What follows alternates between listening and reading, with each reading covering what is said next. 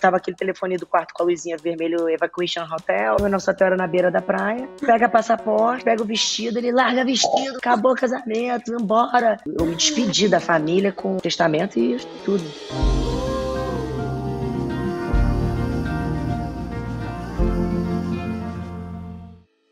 Começando mais um Papo Eleve. Muito obrigada se você chegou até aqui para assistir esse vídeo. E eu tenho a honra de receber hoje uma mulher muito especial, a Dani Suzuki. A Dani, você deve conhecer pela carreira de atriz, mas ela é uma mulher múltipla, de muitos talentos. E hoje a gente vai conhecer um lado um pouco mais profundo sobre a vida da Dani, que talvez você ainda não conheça. Vem com a gente. Oi, Dani! Oi, que Elisandra! Honra! É um prazer te receber, porque eu sinto que você é justamente uma pessoa que tem a vibe, a essência, o astral do Eleve. Então, para mim é uma honra te receber aqui para esse papo. Muito obrigada, viu? Eu que agradeço, a honra é minha. E obrigada, então significa que a nossa energia conectou, né?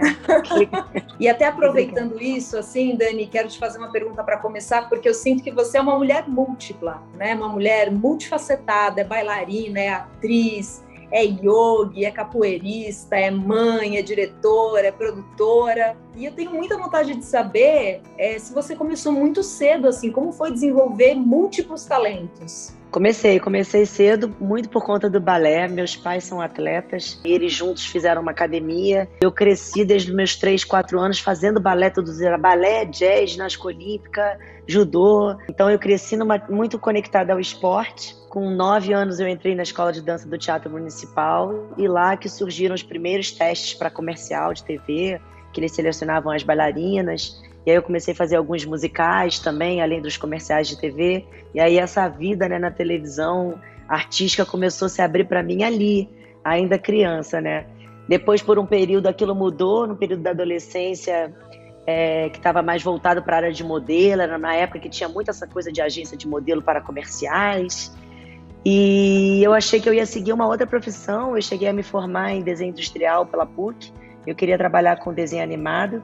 E a minha mãe sempre falava, esquece essa coisa de vida de ator, porque não tem japonês na televisão, não vai ter espaço para você, não existe isso. E ela me obrigou praticamente a escolher uma faculdade. Eu fiz o vestibular para desenho industrial e para astronomia, que eu também era outro assunto. E acabei escolhendo o desenho industrial. Eu passei nos dois, acabei escolhendo o desenho industrial porque eu queria trabalhar com desenho animado. Aí fui fazer meu primeiro teste na Globo, passei, aí dali eu não saí mais. Ô Dani, eu vi que você é uma pessoa que já andou muito por esse mundo, né? Você tem muitas experiências, você viveu, você morou numa tribo, na floresta, você morou com as geishas, você viveu ali um período com as bruxas. O que você sente que de todas essas experiências que você viveu, o que você absorveu de mais importante nessas experiências? Eu acho que ela alterou, assim, até o meu caráter, a minha forma de olhar o mundo, a vida, em todos os aspectos, assim, formou grande parte dos meus valores também, porque foi uma experiência de vida muito rica, que não tem dinheiro que pague, e isso é uma gratidão que eu tenho ao universo, a Deus, por ter, de alguma forma, me conectado a essa experiência, que mudou o meu olhar, assim, perante a humanidade, as pessoas, a minha postura enquanto ser humano, porque a gente entra em cada lugar desse, porque quando eu comecei num projeto que era para entrevistar diferentes tribos. E nessas entrevistas eu fiz 150 tribos urbanas diferentes. Eu nem sabia que tinha tantas tribos, né? Uau. Tantas formas de pensar. Mas depois que você mora junto, você começa a entender realmente o comportamento humano, assim. E muito o meu comportamento diante daquilo ali. Porque uma coisa é você ir lá entrevistar e ir para casa. Outra coisa é você viver a vida daquelas pessoas e se debater com as suas questões, né? Então, a gente chega nesses lugares com as suas questões, com seus preconceitos, com os seus julgamentos, e depois você começa a se adaptar àquilo e entender que não é nada daquilo que você pensou, que como você estava julgando errado, né? Acho que essa vivência ampliou muito a minha empatia. Dificilmente hoje eu olho para alguém e vou julgar quem ela é, o que ela pensa pela forma de vestir ou pelo que ela está ali fazendo naquele momento, porque nem aquele momento pode julgar o comportamento de uma pessoa, porque às vezes a pessoa não é nada daquilo. Ela está naquele momento agindo daquela forma E é uma vivência que talvez ela nem vai mais fazer aquilo nunca mais. Então é muito difícil a gente julgar precocemente as pessoas, né? É muito injusto. São realidades diferentes, não tem nem como realmente entrar em julgamento, né? É tão diverso, a gente vai percebendo que o mundo é tão amplo, tão diverso, né? Como é que você vai julgar mesmo, né? São culturas e realidades diferentes, assim. E eu queria muito saber, de tudo que você viveu, dessas experiências, qual foi a mais forte, assim? Qual foi, até hoje na sua vida, a experiência mais forte que você teve e também a mais engraçada? O que eu poderia destacar disso tudo? É muito difícil, porque é um conjunto de situações que eu passei em lugares. Cada um desses lugares que eu fui, eu vivi uma coisa que eu nunca imaginei. Eu já quase morri algumas vezes em situações de perigo. Eu já me deparei com situações assim, desses anos que eu vivi nessas viagens. Foi um chacoalho na minha vida, que eu fui ali para conhecer outras tribos e eu me dei de cara comigo, né? Porque eu comecei a me conhecer, eu comecei a entender qual era o meu maior medo, que eu não sabia. Eu comecei a olhar para minha casa, para minha vida, para as minhas escolhas. E eu cheguei a um ponto que eu perdi a minha religião, eu perdi a minha referência espiritual, assim, porque eu ia conhecendo tantas, né? Você vai morando com as bruxas, que são pagãs, né? Não acreditam naquilo. Aí você vai morar com o Hare Krishna, que é uma outra realidade. Aí você vai morar... Sua cabeça vai dando um nó de um jeito que daqui a pouco você fala, bom, então o que é real nesse mundo? Qual que é a história verdadeira? Porque todo mundo conta a sua história como uma grande verdade e aquilo faz sentido. Então, quem é que está falando a verdade? Então, aí eu olhava para minha casa, para que eu tenho essas coisas todas? Eu não preciso de nada disso. Eu não preciso nem morar aqui onde eu moro. Aí eu já falava assim, então qual é a minha tribo? Se eu me identifico com todas elas em algum certo momento, eu sou o quê? Com qual delas que eu me adequei? E eu não me adequava a nenhuma. E eu falava, então, aí eu já estava vendo que eu já me vestia cada hora com um estilo diferente. Eu falava, mas qual é o meu estilo? Quem sou eu no meio dessa confusão? Tipo, outra língua, outra cultura, outro país, outra comida, outra cama, outra roupa. Então, até o terceiro, quarto dia em cada lugar desse, você ainda está se adaptando, não sabe como você vai dormir, onde é o banheiro, que horas que as pessoas comem. Mas depois que você se adapta, depois do quarto dia a gente se adapta. O ser humano se adapta a qualquer coisa. Quando você se adapta, você fica pertencente ali. Principalmente se você vai de coração aberto para mergulhar. E eu ia de coração aberto. Então, eu depois, no último dia, eu já não queria ir embora. Chorava, já achava que eu fazia parte daquela tribo. Aí isso foi dando um nó. Aí eu ficava pensando assim, qual teria sido o momento mais forte quando cada um foi me espremendo de um canto. Uhum. Talvez o momento mais forte para mim foi quando eu voltei para casa, para botar minha cabeça no lugar ali. E isso eu não tinha nem engravidado do Kauai ainda. Quando eu descobri que eu estava grávida, eu estava com os esquimós na Alasca, que eu descobri que eu estava grávida lá. E eu falei, gente, eu não quero mais viajar. Foi isso mesmo? Eu tava lá comendo baleia, meio enjoado da baleia, não sabia se isso era o frio, que tava menos 27 graus, muito frio, e passando aquele perrengue, né, de ficar de snow machine, com a minha espingarda, com aquela adrenalina de encontrar o urso polar a qualquer momento, e sem ter as coisas que eu gosto para comer, e enjoada, não conseguia falar por causa do frio, congela, né, o chão fala assim, você não consegue falar.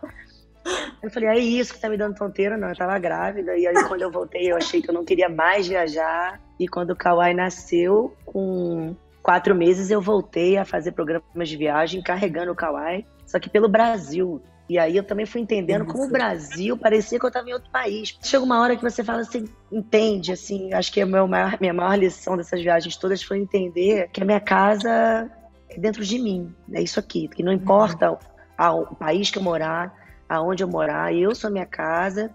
Quando eu encontro o Kauai, né, porque filho é uma coisa muito forte, né, quando eu encontro o Kauai, eu sinto que eu cheguei em casa. Quando você tem uma experiência dessa magnitude que você teve, esse tipo de entendimento é muito precioso, né? Acho que você começa a olhar a vida realmente de um outro jeito, e as coisas muitas vezes parecem perder o sentido. Você fala, realmente, né? Chego na minha casa e falo, pra que isso? Imagina! Depois que eu me envolvi assim com os refugiados, eu confirmei, porque por um período eu até acreditei que isso poderia ser uma filosofia que eu tracei para minha vida. Mas depois que eu me envolvi com os refugiados, eu escutei esses relatos muitas vezes, né, de pessoas que, tipo, eu falava, mas como é que você fazia na guerra caindo bomba? Ela falou, é muito louco, porque quando você sente que você tem que sair, e você tem que sair, você tem direito a levar 2 malas. Você olha para sua casa, para sua vida, você sabe que o seu bairro acabou, tudo acabou. E você pode botar, o que você bota em 2 malas para ir embora dali para sempre? A situação dos refugiados, ela é mais grave ainda, porque o refugiado está na mesma situação. Ele também não tem comida, ele não tem o que beber, ele não tem o que morar e ele não fala a nossa língua, ele não entende a nossa cultura, então é muito mais difícil para ele se virar quando ele, né, se chega num outro país, ele não escolhe vir para o Brasil. Muitas vezes eles são direcionados, eles entram, botam eles num avião ou num barco e eles vão para não sabem para onde, descobrem depois que eles chegam aonde eles estão. Você já perdeu metade dos filhos, perdeu sua casa, sua vida, já vem de um trauma de uma guerra e não tem água para beber, vai morar, né, numa favela, que é uma realidade diferente da que eles viviam, então é um choque muito forte. Principalmente a quantidade de criança desacompanhada que atravessa a fronteira sozinha, que são milhares, e que leva uma criança, né, que perdeu uma família inteira, a continuar caminhando 4 a 5 dias, caminhando, atravessar, né, uma fronteira para um outro país. Aí você chega lá, ninguém fala a tua língua, você nunca viu aquelas pessoas, e você tem que recomeçar. De onde que vem essa força? Então, eu aprendi muita coisa ali, e você começa a olhar a sua postura, né, enquanto ser humano, na sua função aqui, de uma forma muito diferente, porque não é mais você trabalhar e ter para você, qual é a sua função aqui, é viver a sua vida e salve-se quem puder, ou é você entender que você precisa cuidar de si, porque cuidando de si você está cuidando do outro, e automaticamente cuidar do outro tem que ser um hábito seu. Cada um acha o seu propósito, né, nessa vida. Cada um tem o seu propósito, a sua missão. Mas esse propósito, que é de fazer essas pontes, de conseguir, na medida do possível, trazer uma realidade melhor, né, para outro ser humano, e fazer esse tipo de projeto, essa ação linda que você está fazendo, eu realmente acho que é um belo de um propósito, né, uma bela de uma missão, assim. Eu acompanho muito que você surfa super bem, né? E eu adoro surf, sou uma pessoa que acompanha os campeonatos, mas ainda tenho muito medo. E eu vejo você assim surfando em lugares. Você fala, gente, em primeiro lugar, você não tem medo, né? Eu tenho medo de surfar. Eu tenho medo. Eu nunca perdi o medo do mar. O mar todo dia ele é diferente. Várias vezes eu entro com muito frio na barriga, falando, hoje é hoje que não vai dar. Porque o surf é um esporte radical, eu já quebrei o dente da frente, já cortei a barriga aqui do lado com a roupa com a quilha, eu já me machuquei várias vezes. Então eu sempre tenho medo, eu nunca acho que... Eu tenho inclusive um grande respeito pelo mar, porque às vezes você entra dele pequenininho, daí meia hora ele tá grande, você não consegue nem sair.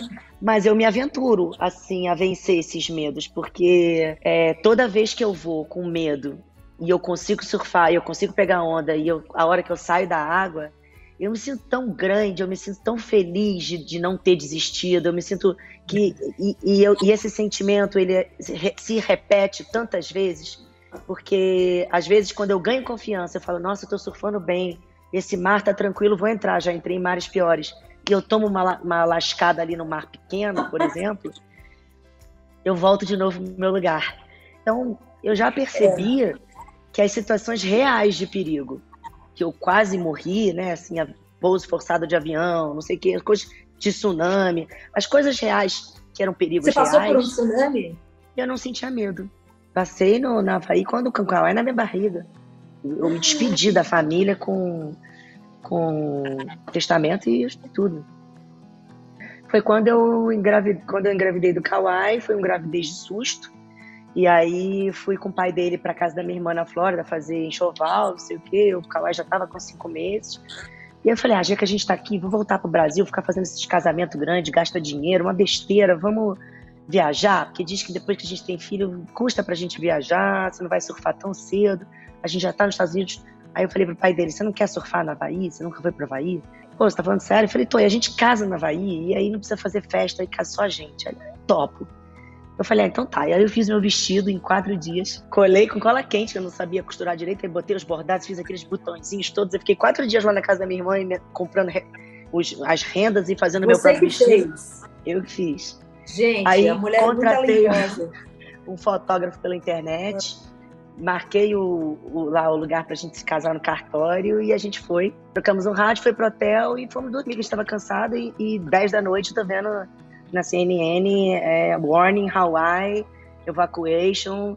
E aí eu liguei para minha irmã, não sei o que, minha irmã chorando, dizendo que as tropas nos Estados Unidos estavam se organizando para buscar o que restasse das pessoas no Havaí, porque tinha entrado uma onda muito grande no Japão, que devastou o Japão, e que a onda ia bater, voltar e ia devastar o Havaí. E nessa a gente ficou tava aquele telefone do quarto com a luzinha vermelha, Evacuation Hotel, não sei o que, Evacuation Hotel para sair, porque o nosso hotel era na beira da praia.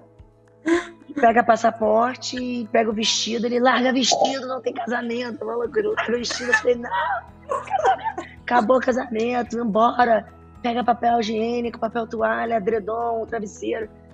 E a gente ligamos para esse brasileiro e a gente foi para um morrinho, assim, que a casa ainda viu o mar, um pouquinho mais acima, ficar esperando.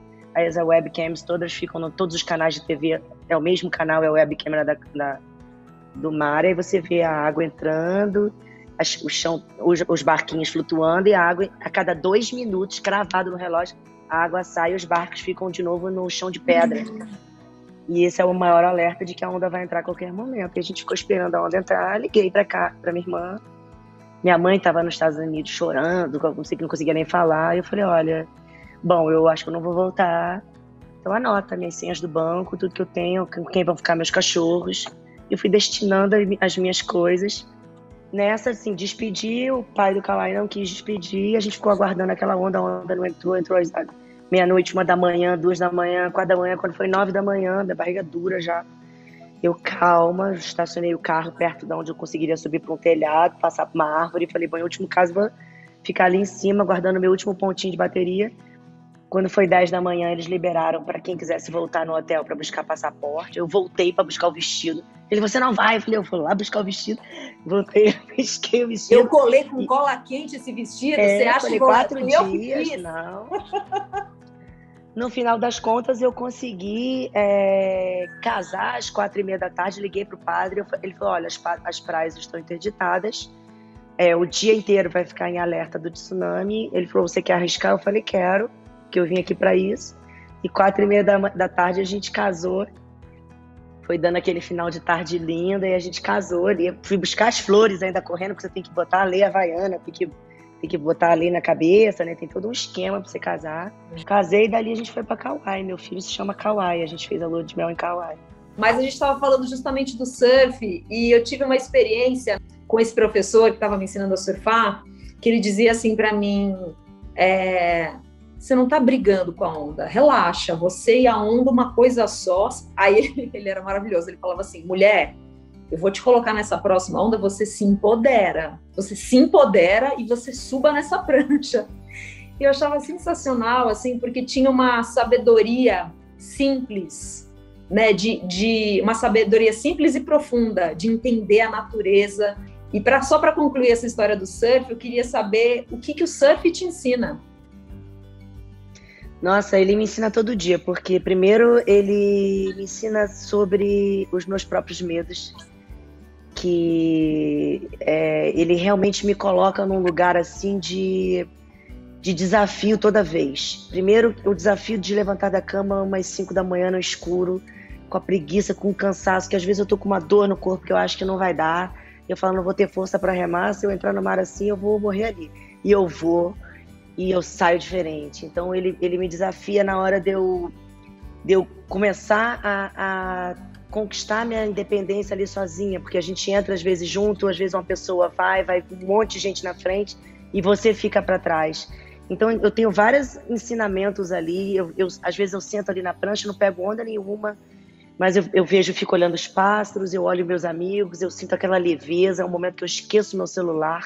E agora eu entendo que eu preciso desse tempo, eu preciso respeitar o meu tempo de aceitar, às vezes, trabalhar menos, às vezes ganhar menos, mas me proporcionar qualidade de vida, que a vida é isso, é para isso que eu trabalho, é para fazer as coisas que me fazem feliz. Então, é onde eu recarrego a minha energia, é onde eu me obrigo a sentar antes de entrar no mar. Eu tenho que sentar, eu tenho que olhar no mar, então eu sou obrigada a ficar um pouco quieta, em silêncio, sem falar.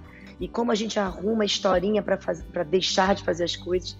E quando eu estou muito cansada, eu olho para o lado, tem uma senhora de 83 anos remando do meu lado, e ela entrando naquelas ondas sozinhas, eu falo, nossa, se ela está com força para estar ali, por que eu não estou? Então você vê que é tudo a mente. Então o surf é um esporte que me sacode, que me preenche de energia, que me traz leveza. E o surf é quem me descabela pro lado positivo, assim, de uma forma alegre. E é tão maravilhoso, né? Porque quando você sai, é impressionante o jeito que você sai do mar. É impressionante. Parece que você estava meditando, sei lá, 1 hora. É uma coisa muito impressionante. Aí você entende assim, pra mim é a pira, né? A pira da pessoa que pega aquela onda gigantesca. A Maia Gabeira é uma das minhas melhores amigas. Aí eu olho pra ela e falo, nossa, o que será que passa daquela alma, naquela cabeça? Meu Deus. Que ela desce uma onda do tamanho de um prédio, né? Dani, me conta, assim, da sua memória afetiva que você tem, assim, de alguém da sua infância, de uma avó, da sua mãe, ou de alguém que foi muito especial e que te deu um suporte que você sente que foi fundamental na sua vida. A minha avó, com certeza, a minha avó que me criou, minha avó Rosa. Eu cresci com ela ela morava com a gente, então era o dia inteiro, eu e minha avó, e a gente tinha uma ligação muito forte, eu e ela. E minha avó, ela cearense, muito arretada, muito brava.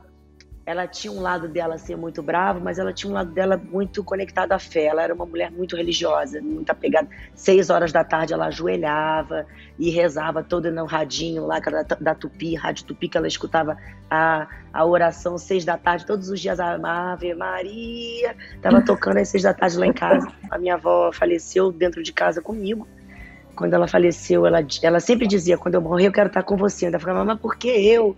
Eu que tinha tanto medo de fantasma, de não sei o que, eu ficava, por que eu? E comigo, que assim ela foi quando a minha mãe foi pela primeira vez para os Estados Unidos. Ela faleceu dentro de casa comigo, então eu, muito novinha, fiz todo o enterro da minha avó. Ali a minha avó me deu um ensinamento, foi um momento muito forte assim para mim, porque eu era muito nova. E eu tive que organizar um enterro que eu nem sabia como é que fazia. Tipo, de trocar roupa, botar no caixão, escolher faixa, sozinha, sem nenhum familiar. Foi muito difícil, porque eu nunca tinha visto ninguém morto. Foi como enterrar minha mãe, né? E muito nova. E eu, na época, não tinha dinheiro para nada. Eu entendi a morte de uma forma que hoje eu lido muito bem com a morte de qualquer pessoa. Às vezes as pessoas falam, nossa, que fria. Mas não é uma frieza de um desapego, mas é um entendimento. Que hoje eu entendo que é como se fosse uma viagem. Eu viajo para esses lugares do mundo que eu me apego afetivamente a tantas pessoas que eu sei que eu não vou ver nunca mais, porque eu sei que são lugares que eu não vou mais voltar para ali. Então a minha avó ali, mesmo ali na pauleira ali, do coração duro ali, eu tive que vivenciar isso, mas eu compreendi a morte e aprendi muito sobre Deus naquele momento. Então ela foi uma pessoa muito forte, significativa na minha vida, em todo o meu aprendizado, em todos os meus valores, e a minha relação com a vida, como a minha relação com a morte. E o que você carrega, assim, da Dani, criança, aquela coisa que não morre dentro de você, que sempre esteve dentro de você, que você carrega desde a sua infância? Eu consigo me recordar, assim, do meu olhar criança das coisas. Então eu ainda gosto de brincar, muitas vezes como criança. E eu não perdi isso. Então, ao mesmo tempo que às vezes eu sou uma mulher muito madura, muito forte para minhas coisas, eu tenho um outro lado meu, assim, muito infantil, muito menina, assim, de, sei lá. Uma alegria, né? Uma alegria, uma vontade uma força de vida mesmo, né? De alegria, que tem na criança. Né? E de ver leve, né? A criança às vezes ele briga, discute, depois está resolvida, se abraça, então é uma coisa que resolve fácil. Dani, assim, para concluir, você é uma mulher muito autoastral, muito inspiradora, suas histórias, as histórias que você compartilhou aqui, eu tenho certeza que formaram, né, muito da mulher maravilhosa que você é, cheia de vida, e eu tenho vontade de saber e quero compartilhar aqui com as pessoas qual é seu trampolim, assim, ou seja, o que você faz diariamente que eleva a tua frequência, a tua vibração? Eu sei que você já contou um pouco aqui, mas até se você puder compartilhar alguma dica, assim, o que você faz para elevar a tua frequência, a tua vibração, aquilo que você sabe que se você não está num dia muito legal, aquela atitude vai ser o seu trampolim, aquilo vai te elevar. O que é? É a gratidão, é o exercício da gratidão. É impressionante como ele muda o mood do nosso dia, assim. Então, assim, toda hora, principalmente quando as coisas estão dando erradas, eu começo a reforçar tudo que eu sou grata, tudo que eu tenho que é bacana. Eu começo a me esforçar o máximo possível para ver como é que eu posso elogiar as outras pessoas, inspirar outras pessoas, porque quando a gente coloca outra pessoa para cima, a gente vai levantando junto. Então é um exercício muito bom que eu acho que todo mundo deveria fazer, principalmente com os filhos, ou que se você não vai encontrar ninguém, se é um dia que você sabe que você vai ficar em casa e você está nesse mood, se você vai entrar na internet, entra para falar bem, porque eu acho que isso é um exercício importante. A gente tem o hábito de criticar muito, e a gente não tem o hábito de elogiar o outro, de incentivar o outro para uma coisa positiva, de falar coisas positivas. Porque eu acredito muito na física quântica, na energia. Então, eu acho que a energia, onde a gente vibra, é onde você está. Então, eu acho que isso é muito importante. É onde você quer ficar, o que você fala, o que você comunica, é a energia que você vai vibrar. Essa ferramenta, né, a prática da gratidão, assim, muito legal você trazer isso. Muito legal te ouvir, tuas histórias, a troca aqui com você, te conhecer. Quero te agradecer muito, muito, muito pela disponibilidade e que esse vídeo possa inspirar, as suas histórias possam inspirar muitas pessoas aqui. Muito, muito, muito obrigada, viu? Eu que te agradeço o convite, estou muito feliz de te conhecer, quero estar mais perto de você. E parabéns pelo trabalho, como é importante, né? Você está fazendo isso, assim, a quantidade de pessoa que você inspira. Às vezes, num dia que a pessoa para em 10 segundos, ela estiver passando a te assistir, aquilo eu tenho certeza que já muda o dia da pessoa. Então, eu acho que isso é eu sempre penso assim, nossa, Deus, me conecta a essas pessoas que estão nessa linha de frente, montando o seu exército de luz, porque é isso que vai modificar realmente o mundo ao redor. Eu juro para você, então você pode contar comigo sempre e fico muito feliz de estar conectada agora a você, porque quanto mais pessoas assim que pensam, né, como a gente assim, e que tem esse propósito na vida, compreendem, conseguem olhar o mundo como a gente olha, isso nos fortalece muito de que a gente não está sozinho e que a gente pode juntar um timão aí para fazer essa luz, né, cada vez mais se expandir e a gente mudar a nossa vida, né? Os nossos pedacinhos que estão por aí. Um beijo muito grande, obrigada. Obrigada a você, obrigada e parabéns à equipe toda aí.